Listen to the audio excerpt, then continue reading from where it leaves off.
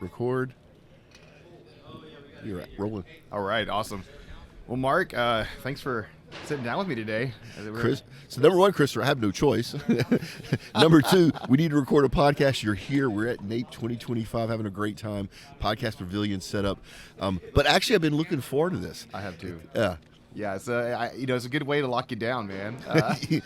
Put a microphone in front of me and I'll sit down. That's right. So, tell me how long you've been coming here to NAPE specifically for quite a while now, right? Yeah, probably. So my pre-OGGN days, I was a salesperson, and this is one of my favorite conferences because everybody comes here to buy or sell stuff, and the energy's high. So I've been coming here probably for 15, maybe even 18 years. Okay. Yeah. So what would be the biggest change you've seen over that period of time? Two things. The show has grown enormously big. Like physically, it used to be small. Actually, I think the first time I went, I think it was in a hotel lobby. Oh, somewhere. really? Yeah, I mean, Oh, it was man. tiny. Okay. Right? Okay. And then the fact that the other thing I think is really cool, because this is an upstream land conference, basically, mineral royalty type thing. Other thing is that the tech companies discovered it a few years ago. So now you have all the tech providers here, which is wonderful. Yeah. Because you get to see new technology, new processes, stuff that normally you wouldn't get to see. Absolutely. What would you say that 2025? I mean, this is a different year than most. We've had a lot of changes in the industry, a lot of movements. What would you say that would be the thing that the takeaway for 2025 outside of other years before? Yeah, so a couple things. So first thing, the energy level is amazing, right? Yeah. A big part of that is our new presidential administration. Now, you and I, and probably your listeners, all know that no matter who's in the White House right now, they can't change anything overnight. So will it help the oil and gas industry in the next day or two? No. Yeah. Longer term wise, though, the industry is thinking they're going to get a helping hand. This negative public perception that the industry's had to deal with for 50 years is starting to fade away. So it's just excitement. And that leads to things much bigger than just the energy in the room. So in our case, we have a lot of companies reaching out wanting to work with us. So they're opening purse strings, and the reason they're opening purse strings or getting budget is they feel safer spending those dollars. They would have felt safer. They felt less safe previously to spend marketing dollars and stuff like this. So it's just a great time, and I'm just really looking forward to hopefully that trend continues. Yeah, absolutely. Well, I think that like NAPE and like most conferences, about creating connections, whether it's deal making or otherwise. It's always about connections. Now, you went from sales, working in sales, working into exporting different markets when you first got started. I guess almost 25 years ago, was it? About 25 years ago. Yeah.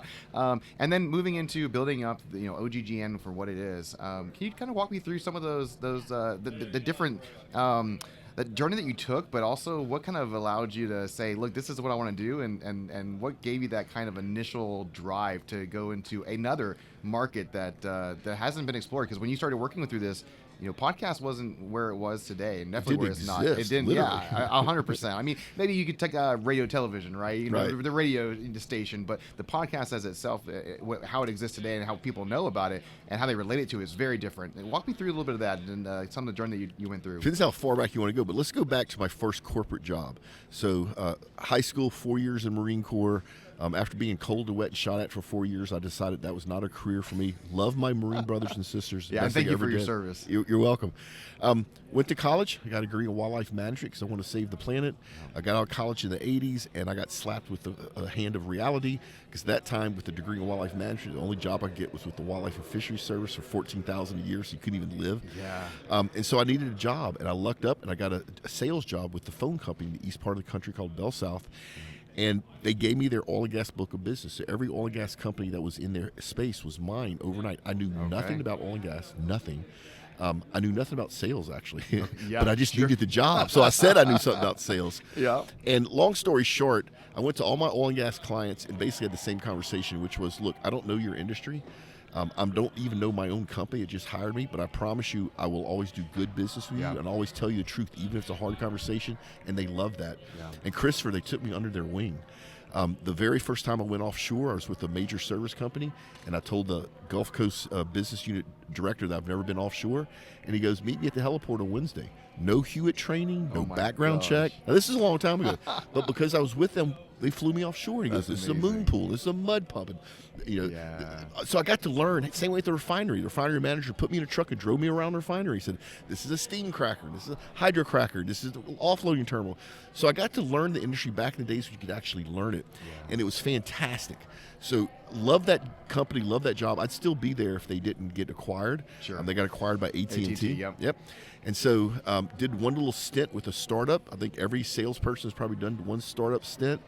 That's when you learn immediately about name recognition, because you think everybody's going to talk to you that used to talk to you with your own company, and it doesn't happen. Oh my gosh. Yes. Then I went to work for a research company. Loved that job. And about 15, 16 years ago, they capped my commission. And it just pissed me off. Yeah. Like, really? I make you an extra $20 million and you can't give me 10,000 of it? Yeah. So I started my first company out of anger, Modal Point, which is in the process of selling. It's a market research company focused on oil and gas. And in the process of growing that company around 2012, my marketing guy came to me and said, we should start a podcast to promote that business. And I looked at him and said, that's the stupidest thing that's ever come out of your mouth. Nobody listens to podcasts. Sure. Go do something to make me some money. Yep. And like a child, he asked me every day for 37 straight days. And on the 38th day, I gave up and said, sure, just so he would shut up. Yep. And what I didn't know is we started the first oil and gas podcast in the world. That's Oil and Gas This Week, which is the #1 show in the industry. This was the first one ever started. Ever. Never before. Nobody's ever did an oil and gas that's podcast. Amazing. Yeah. That's amazing. And I give full credit to my marketing guy for coming up with the idea, because I thought it was stupid. Yep. 3 months into it, Red Wing Boots called me and said, hey, we want to sponsor your podcast. And Christopher, I almost said why. Yeah. But the old sales guy in me kicked in and said, shut up, let them talk. And once I figured out that companies wanted to use podcasting to market, then I said, the old sales guy goes, can we scale this? Yeah, Can we replicate it? Yep. And the answer is yes. Now, it took me 5 years of making every mistake you could make in podcasting and business, but eventually we figured it out. And so you fast forward to now, that's how we got here. Yeah, that's so amazing. And it's interesting because now so I come from my degrees in radio, television, and it's always interesting because technology, it started in radio, and then when you introduce television, not many things changed. All they did was have a guy behind a desk in front of a mic talking, and then you add a camera to that, and now you have news TV. Nothing really changed. The format didn't change, and now we have podcasts. Podcasts are very similar to that. And I'm interested. I'm always interested in how technology comes, and everybody is worried about disruption, and everybody's worried about the changes. But really, when you think about it, not everything has changed as dramatic as we think it is. It never changed dramatically. Now, that speed of change may speed up or slow down, right? Sure. But human nature is human nature. And humans don't like change. They don't. Right? And so if you're in sales, especially if you're in oil and gas, you just shook your head yes, because of all industries, this is the worst that doesn't like change. And that's one of the problems with salespeople struggle with in oil and gas is whatever they're selling is a change. Yeah. So when you think about like technology and the change issues that every industry experiences, and obviously now we have oil and gas as an industry, it's going through a major change right now as well. We've got people moving around like never before. You've got companies that are continuing to acquire more companies left and right. You've got technology disruption that really people don't know what to do with. And then you have this desire, and again, going back to our initial conversation around NAPE and what makes NAPE so great is the deals and the connections you make. But people are in search for connection. I think one of the reasons why podcasts has become so popular is because people are connected to it in some way. They get to know somebody. It's not an if, they are. Yeah. There's a psychological thing that goes on with podcasts if you listen with earbuds, in that your brain interprets it as a real conversation. And for any of your listeners, and maybe for yourself, if you listen to podcasts, you'll notice that you think you know the host. Sure. You don't. Sure. But your brain thinks every time you listen to podcasts, you're having a real conversation with a real person, and that does not work with video. It doesn't work on a screen. So you form this intimate relationship with your audience, which is one of the powers of podcasting, to your point. Absolutely. And it's a connection at a much deeper level than you get with any other type of digital media. Absolutely. What would you say was the biggest surprise you've experienced in the last, say, 5 years in this business? And what's something that just like comes to mind when you think, man, I did not see that coming? In the podcasting space? Yeah. Christopher, people pay me to talk. I still to this day, sometimes I feel like I'm doing something wrong. People will fly me somewhere in the world, put me up in a really nice hotel, have me come on stage for an hour, pay me, and then clap me on the back and say, thank you, that was awesome. And Chris, it's the same conversation I would have with you if we met in a bar somewhere, right? Sure. That's the thing that wows me. It's like, I can't believe people pay me to go on stage. That's a direct result of the podcast. Yeah. What do you think the most misconception is? I feel like there's a lot of people that don't feel like they have value in just conversation, and I think they're completely wrong. And I think that just what you explained shows that there is value in what you have to say.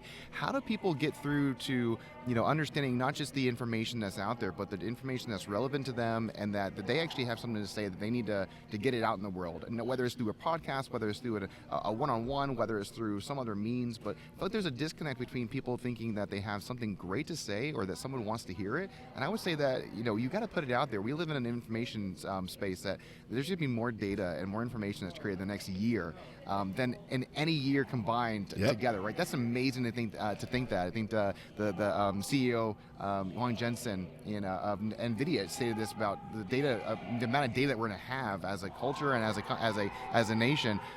It's incredible to think that there's so much data.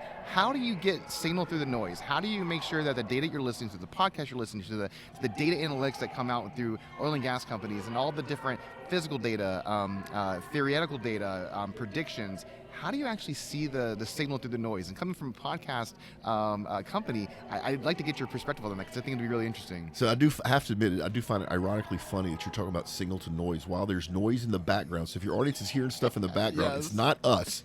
It's other people at this conference being way too Absolutely. loud. Couple of things. True authenticity, right?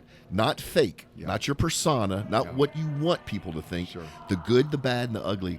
And humans recognize that immediately. And what happens is, when you're very authentic, is you're showing vulnerability. And when you show vulnerability, that's what starts building trust. Yeah. Whether that is with your next door neighbor, the cute girl down the street that you want to ask out, or the person that you're trying to do business with. Yeah. And so that's one of the best ways to stand out. And to your point, there's so much out there right now, so much noise. Noise is the right word, and almost none of it is authentic. Yeah. So trying to get through that, it's hard. One of the things that's a business benefit for us that's accidental is we grew this enormous audience before other people were doing this. Yeah.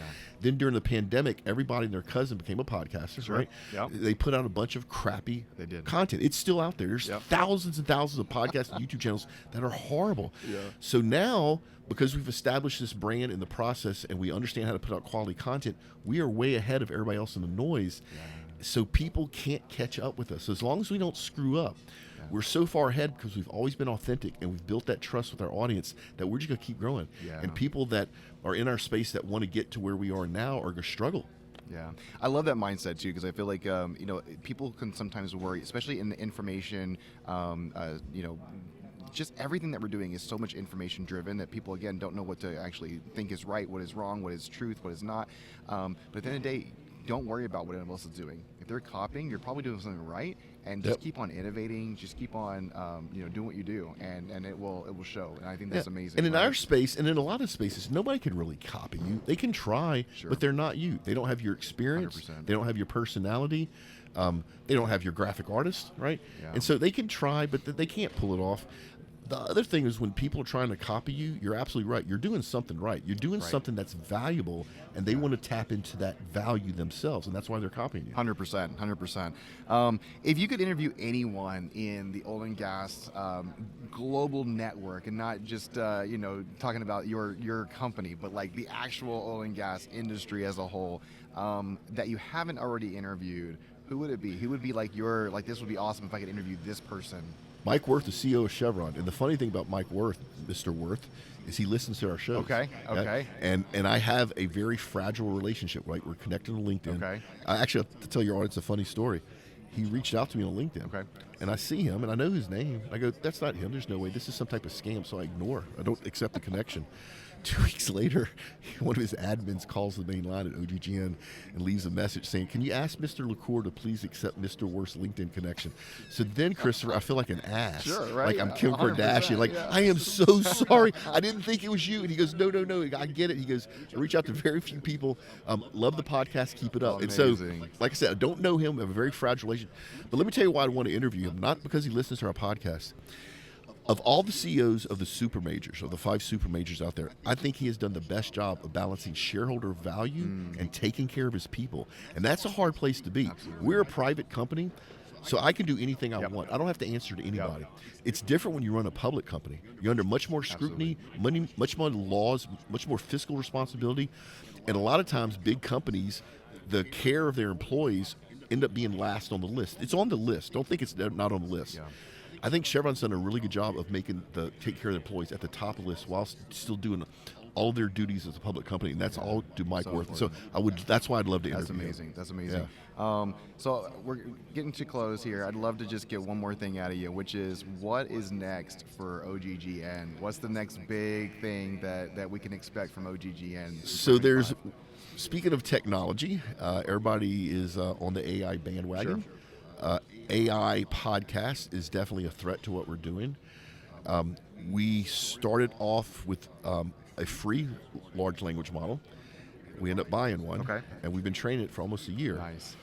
So the new cool thing that you expect from OGGN is the industry's first pure AI podcast. Okay. No people are involved whatsoever. And Christopher, I can say, okay, I can type in, I want you to do a 30-minute show on the geopolitical influences on Brent crude in the North Sea because of what's going on in Russia and Ukraine. And I hit enter, and it's about 37 microseconds. It does the research, it does the voices, and it hands me back a perfect file of two people having the conversation. It is amazing. Now, it's not 100% yet. That's why we haven't released it, but it's this close. So I'm excited for that. Yeah, that's amazing. And I guess maybe that does bring up something of question of what are the challenges that you're going to face when it comes to promoting the authenticity of OGGN throughout that process. So the way we're going to approach it for now, I don't know what the future's going to bring, is we're going to be 100% transparent. This is not people. These are not human hosts. This is OGGN's first attempt at an AI podcast. It may be great. It may suck. But we're doing it. We'll find out. Right? Yeah, we'll figure it out. You know, the other thing I'm really excited to is we're actually opening a video studio in all places, Midland, Texas. Okay. That's a long story. We don't have time to tell your audience that. Next time. But that's going to be fun, too, to actually be able to be in the middle of the Permian and have my entire videography team at a moment's notice being able to shoot real authentic, once again, That's awesome. authentic content. Heck yeah. Mark, it's always a pleasure talking with you. I appreciate you sitting down with me. This is amazing. So I appreciate it. And thank you for including me in this. And it's great to be here at NAPE with you. Yeah, love that you came. Hope you come back to more of these events. And I love your show. Thank you. You would not be here if I wasn't a personal fan of your podcast. So keep up the great work. Thank you so much. All right, man. Got it, man. And I remember to press record.